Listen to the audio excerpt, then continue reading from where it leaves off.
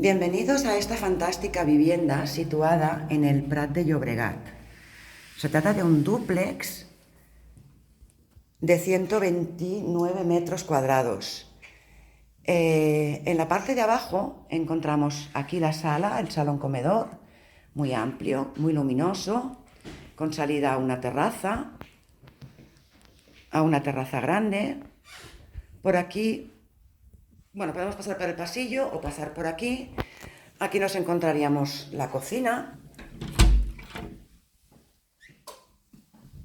que los propietarios ahora mismo no utilizan, porque utilizan otra que veremos en el piso de arriba. Bueno, no sé si la veremos. Aquí hay un lavadero grande y cómodo. Y seguimos. Vamos a ver las habitaciones. Bueno, primero el baño.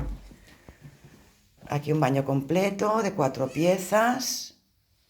Muy bonito, impecable.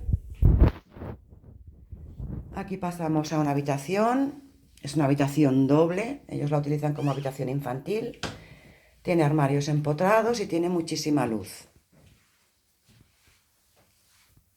Armario empotrado grande. Vamos a ver las otras habitaciones.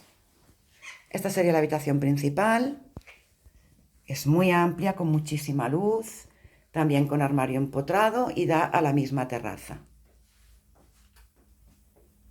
Un armario grande, doble. Y volvemos por el pasillo a la habitación de la entrada. Esta no tiene armario empotrado, pero es una habitación también muy grande, también doble y con muchísima luz.